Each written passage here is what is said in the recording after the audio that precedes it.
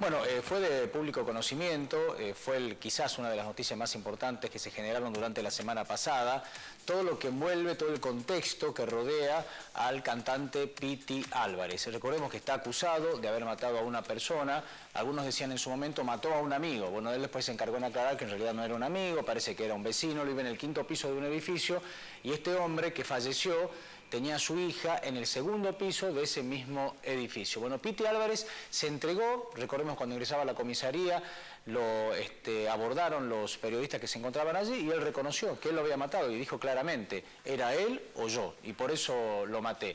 Después de la presentación esta en la comisaría, fue trasladado a un penal y ahora fue internado en una unidad médica, porque de acuerdo a lo que dicen los profesionales, Piti Álvarez sufrió el síndrome de abstinencia. Nos visita en estos momentos la doctora Lilian Delgado, ella es la jefa del servicio de adicciones del Hospital Avellaneda. Doctora, bienvenida a Vivo Tucumán, ¿cómo le va? ¿Cómo está? Muchas gracias por invitarme. Bueno, para introducirnos un poco en el tema, a ver, ¿qué significa esto del síndrome de abstinencia? Bueno, el síndrome de abstinencia constituye una serie de síntomas que ocurren en una persona cuando ha dejado de consumir o ha reducido el consumo habitual que tiene de una sustancia o de varias sustancias. Una persona que consume desde hace poco tiempo o una persona que consume desde hace mucho tiempo, es decir, un adicto crónico, ¿de qué estamos hablando? Y ya de una persona donde se ha instalado una dependencia a una sustancia, digamos, ilegal o legal, ¿no? Porque en esto pasa con el alcohol, pasa con el tabaco, pasa con las drogas ilegales, ¿sí? Y ese individuo que está sufriendo, doctora, el síndrome de abstinencia, ¿se torna peligroso para la sociedad? No necesariamente, no necesariamente. Depende de siempre el daño que pueda causar en el sistema nervioso central las drogas. Es decir, depende de cada paciente. Depende de cada paciente y depende de las sustancias. ¿Sí? Las sustancias psicoactivas, según la Organización Mundial de la Salud, están divididas en estimulantes, en depresoras y en alucinógenas. Entonces, tiene sus características tanto las estimulantes como las depresoras en sus síndromes de abstinencia, ¿sí? En el caso de las drogas estimulantes, que sería el caso al que hace referencia a usted, sí. Puede existir un estado que pasa de la alegría al malestar, o sea, lo que se llama un ánimo disfórico. Puede existir agresividad o irritabilidad. El paciente se torna emocionalmente inestable. Claro, inestable. Inestable, ¿sí? Es difícil tratarlo, ¿no? Muy difícil. Digo, para los allegados, para la familia, para los amigos, para todos. Para todos. Para todos es difícil tratarlo, pero acá en este caso pareciera ser que no es producto del síndrome de abstinencia el hecho ocurrido, el asesinato, ¿sí? Se da en casos crónicos de una adicción crónica, o sea, ya de un paciente instalada la dependencia y crónicamente como el hecho de que aparezcan trastornos psicóticos inducidos por las sustancias. Que podría ser el caso. Que podría ser el caso, ¿no? Yo he visto una entrevista del señor Álvarez del año 2006, sí, donde él muestra su guardarropas y dice, se ve ahí unos hachazos, él dice, lo he echado al guardarropa, lo he echado porque he visto cosas en algún momento, ¿sí? Bueno.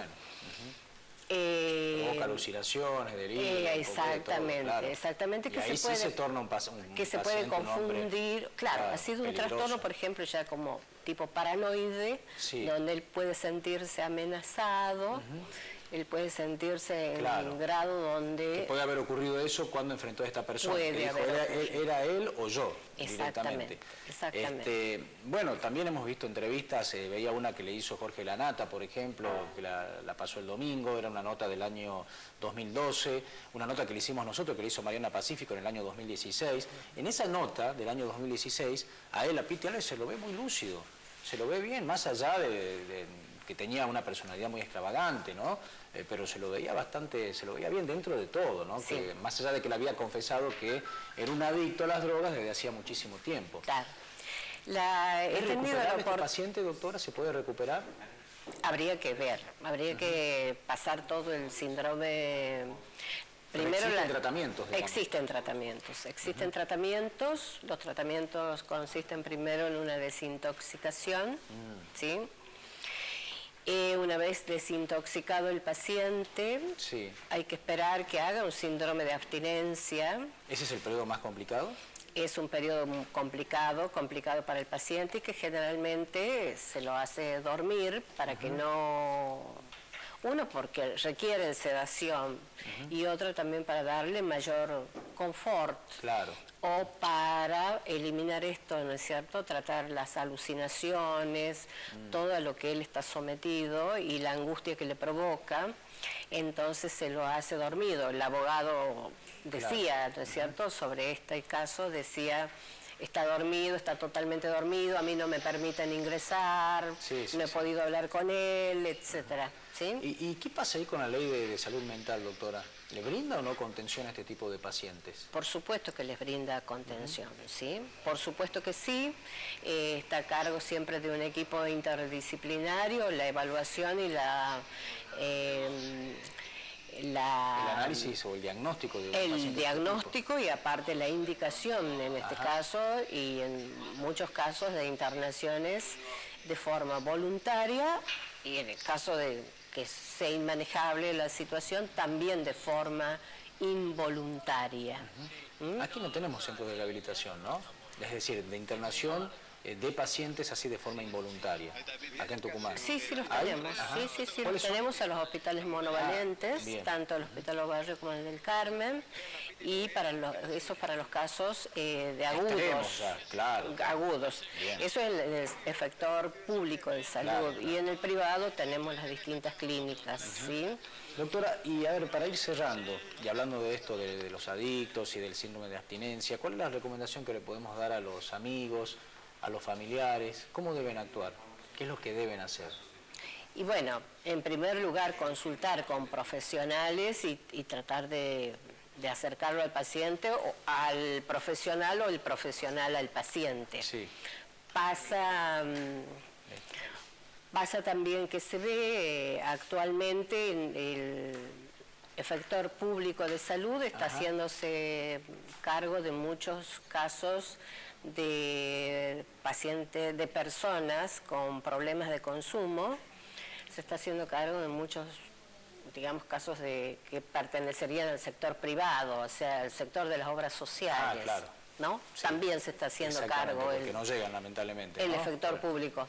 ¿Sí? Bien. Sí, porque son costosos seguramente los tratamientos. Son costosos, son en equipo. Claro. Es casi prácticamente imposible tratar un psicólogo o solamente un psiquiatra. Tiene que haber un equipo porque al mismo tiempo que recibe el paciente el tratamiento, también debe recibirlo la familia. Claro. O sus referentes. Todo el entorno. O sus amigos, familiares. Doctora, si me espera un minutito, a ver, Emi, ¿qué tenemos en las redes sociales? Tenemos información que ha trascendido en las últimas horas. Ha renunciado el abogado del Piti Álvarez.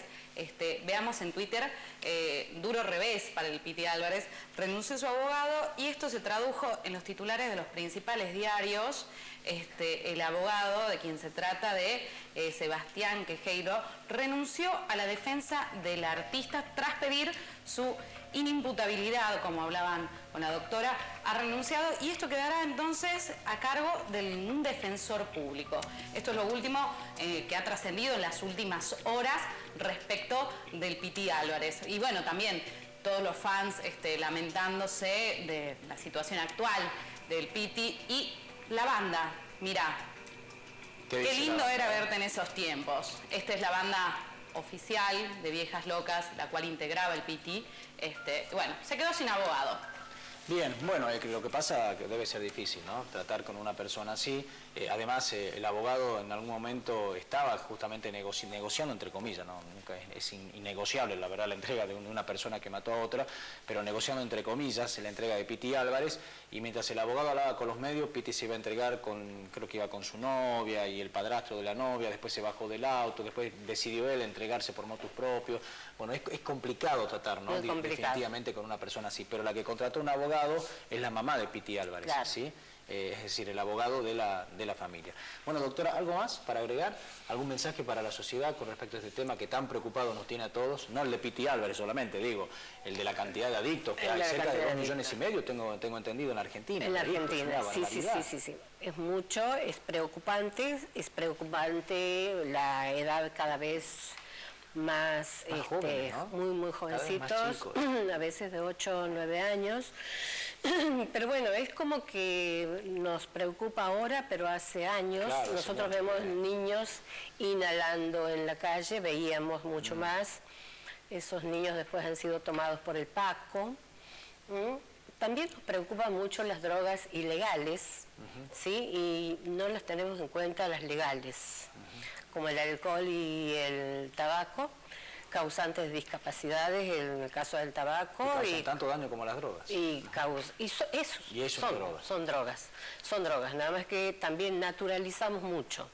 Quizás en el ambiente del rock, lo desconozco... Sea un poco más natural. Sí, claro, quizás también se naturaliza un poco esto. Pero bueno, su madre decía ya en el 2008... necesito ayuda para mi hijo. Él mismo decía en el 2006, necesito ayuda, y se refería a la droga. Y ahí depende de lo que hablábamos hace un momento, ¿no? Una internación voluntaria depende del paciente, o si no directamente tendrá que actuar el Estado, ¿no? Exacto. Y hacerlo de manera involuntaria. Doctora, ha sido muy amable. Muchísimas gracias por la visita. Bueno, la doctora Liliana Delgado es jefa del Servicio de Adicciones del Hospital Avellaneda. Seguimos.